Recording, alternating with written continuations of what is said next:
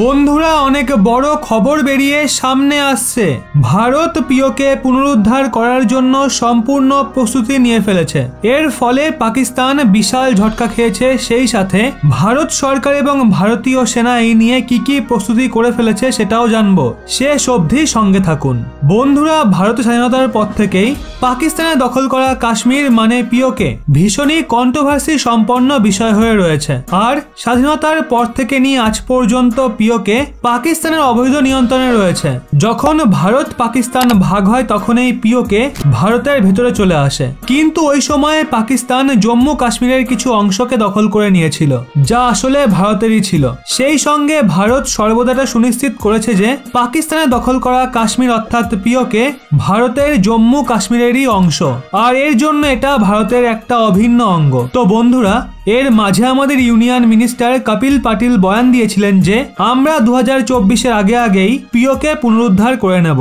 সেই সাথে এর আগে আমাদের প্রধানমন্ত্রী, সুরক্ষামন্ত্রী, গৃহমন্ত্রীও বলেছিলেন আমরা যত দ্রুত সম্ভব পিওকে ফিরিয়ে আনবো। আগে হ্যাঁ বন্ধুরা, বর্তমান সময়ে ভারত সরকার যে কাজ করছে সেটা দেখে তো মনে হচ্ছে পিওকে আর বেশি দিন পাকিস্তানের কবজায় থাকবে না। বন্ধুরা, সরকার একের পর এক যে বোল্ড স্টেপ নিচ্ছে, সে আর্টিকেল 370-কে সরানো হোক, সার্জিক্যাল স্ট্রাইক করা হোক, বা জম্মু কাশ্মীরকে ইউনিয়ন টেরিটরি বানানো হোক, বর্তমান সরকার এই সব কাজ করে দেখিয়েছে।